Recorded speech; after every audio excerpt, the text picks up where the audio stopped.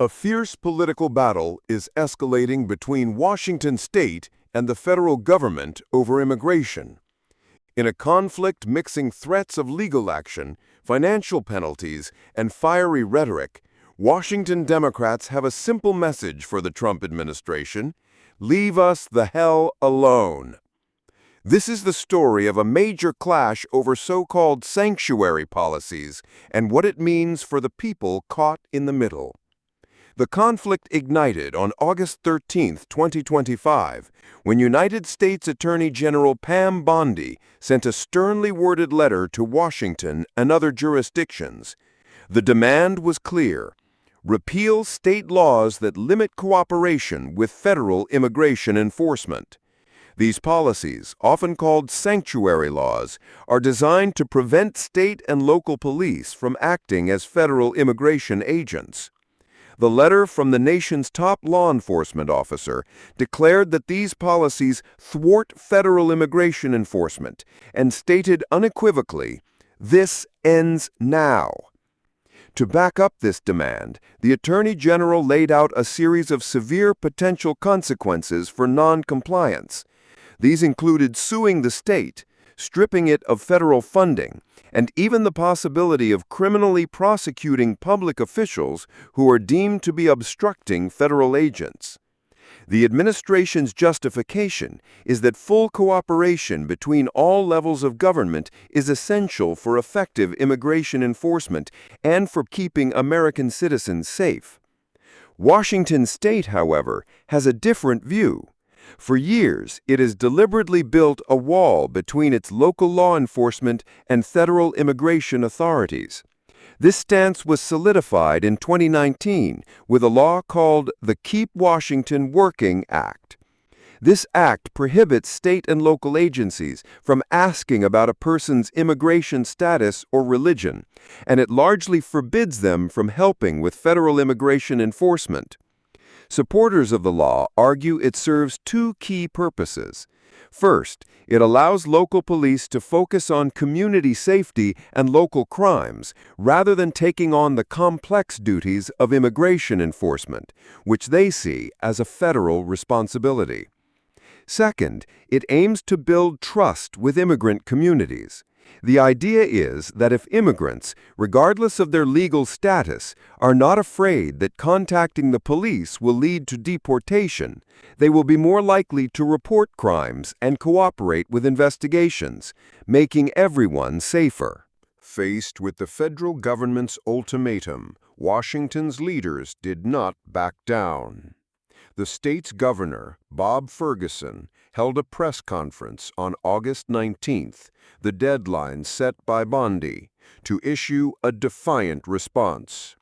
He accused the Trump administration of using inappropriate intimidation tactics and moving towards authoritarianism. Ferguson stated plainly, "Washington state will not be bullied or intimidated by threats and legally baseless accusations." He expressed confidence that the state's laws are in full compliance with federal law and that Washington would win any potential court battle.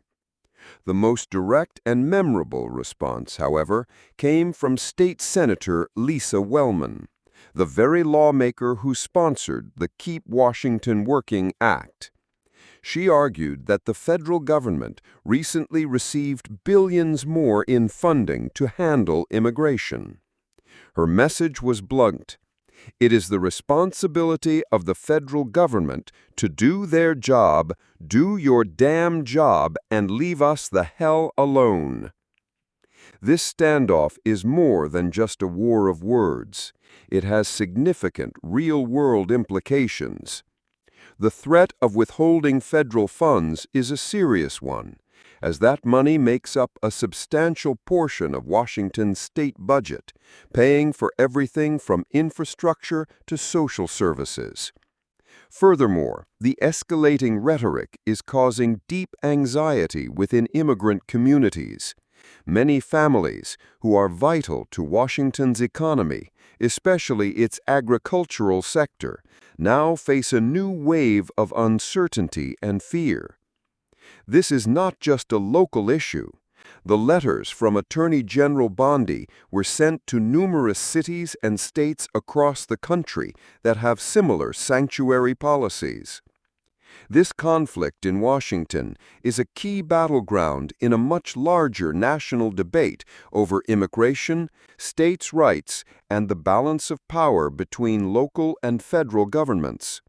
What happens next will likely play out in the courtroom. Governor Ferguson has made it clear that the state is prepared for a legal fight. As this high-stakes confrontation unfolds, it will test the limits of state authority and the power of the federal government, with the lives of thousands of people hanging in the balance. The Department of Homeland Security plans to coat every mile of the southern border wall in black paint.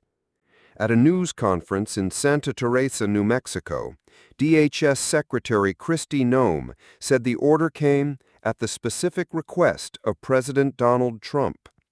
She delivered the announcement while standing beside a freshly painted section of the steel barrier, underlining the administration's commitment to finish and fortify the structure. Why black? The main idea is heat. A dark surface absorbs far more sunlight than a lighter one. In desert conditions, that turns the metal skin of the wall into a scorching plate, discouraging climbers from grabbing on. Border Patrol Chief Mike Banks added that the paint doubles as a protective sealant, slowing rust and corrosion, so the wall lasts longer without costly repairs. The repainting effort folds into a broader second-term border strategy. Construction crews, Noem said, are now adding roughly half a mile of new barrier each day. Simultaneously, the department is expanding surveillance cameras, ground sensors, and what Noem called waterborne infrastructure to block river crossings. The administration also points to the wall's physical specs, its height, its buried foundation, as layered deterrents intended to make crossing over, under, or through increasingly difficult. Money for the project comes from the One Big Beautiful Bill Act, which set aside about $46 billion for 700 miles of primary wall. What it will cost to paint the full span, however, remains a question mark. DHS officials say bidding is still underway, so they will not release figures. Government estimates prepared in 2020, when the black paint concept first surfaced, pegged the added price tag at least $500 million. Supporters frame the repainting as a relatively low-tech upgrade with measurable payoff: hotter surface, harder climb, longer wall life. Critics counter that the heat effect may be minimal at night, and that the money could go to other security measures. For now, the administration is pressing ahead, arguing that every obstacle helps and that the visual uniformity of a black wall signals permanence. The rollout was designed for optics as well as policy. During the Santa Teresa event, Noem picked up a roller and coated a few slats herself, a photo-ready moment that quickly circulated online. The desert backdrop, the newly blackened steel, and the line of paint buckets next to Border Patrol trucks underscored the message that construction is active and tangible, not just a campaign talking point. While the announcement focused on paint, officials stressed that the wall is only one piece of enforcement. Plans for large-scale deportations, heightened interior checks, and expanded technology continue to advance. In their view, a hotter wall buys agents time to respond to sensor alerts, time to reach attempted crossings, time to process and remove those who enter illegally. Next steps include awarding the painting contract, staging crews along remote stretches, and coordinating work so it doesn't slow ongoing construction.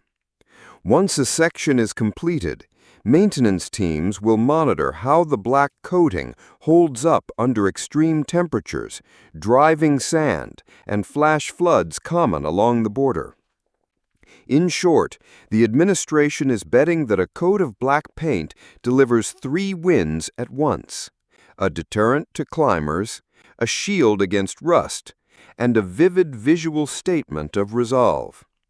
Whether it delivers on all 3 fronts will become clear only after hundreds of miles of steel turn from gray to jet black, and the summer sun goes to work. In communities large and small across America, public media has been a constant presence on the airwaves.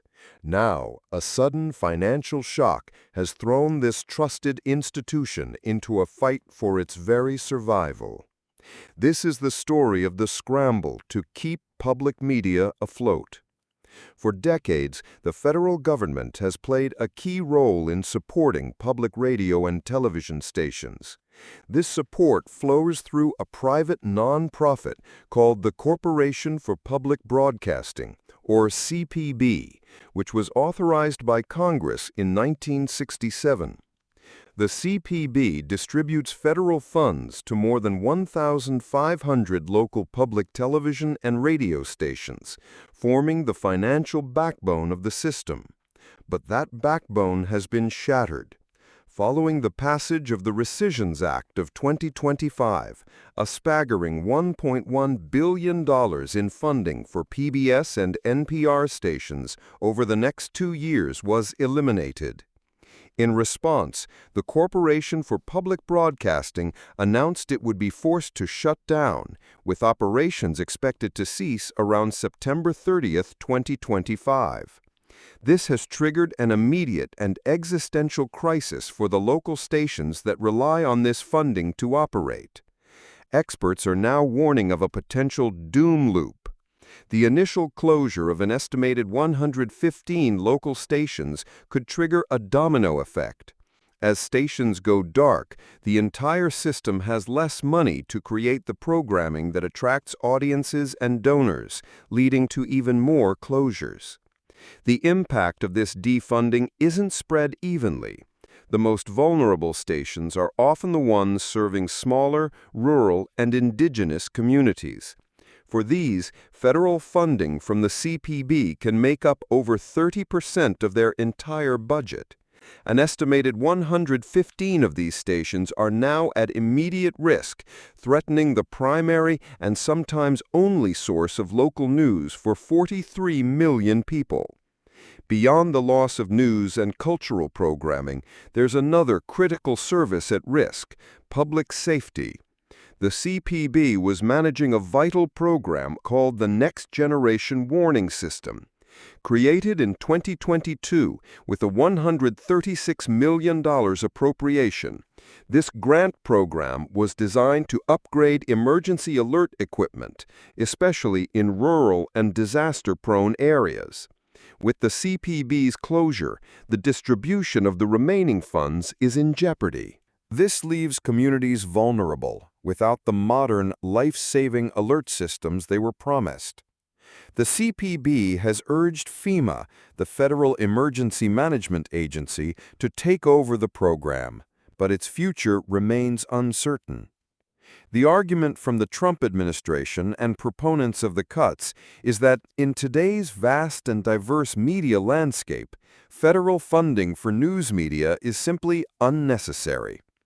For years, some critics have also argued that public media carries a liberal bias.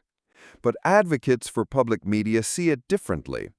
They argue that local stations are trusted community anchors, providing essential services that go far beyond news. They point out that federal funding is a powerful investment, with every $1 from the government leveraging nearly 7 more from other sources, like individual donors and local businesses. They see the loss of this funding as a direct threat to local journalism and the public's access to reliable information, a dangerous development in an era of widespread misinformation. The financial ripple effect will be felt even by the largest players in public media, like NPR and PBS. While they receive a smaller portion of their budgets directly from the CPB, they depend on local member stations to pay for the programs they produce. As local stations disappear, so does a critical revenue stream for the entire network. In the face of this crisis, a powerful coalition has stepped in to try and stop the bleeding.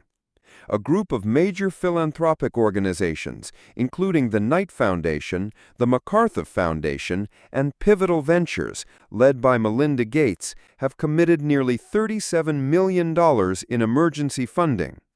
Their goal is to stabilize the most at-risk stations and buy them precious time. A large portion of this money, about $26.5 million, is being channeled into a new public media bridge fund. Managed by the Public Media Company, this fund will provide grants, low-interest loans, and expert advice to help stations navigate the crisis. The fund's ambitious goal is to raise $100 million over the next 2 years. But the leaders of this philanthropic effort are clear. This is a temporary bridge, not a permanent solution. It cannot replace the scale and stability of federal funding. The immediate focus is a race against time to get emergency funds to the most vulnerable stations before they are forced to go off the air for good. This crisis is forcing a painful but necessary conversation about the future of public media in the United States. Stations are now being pushed to consider new, more sustainable business models. This could include merging with other stations or pooling resources to cut down on costs.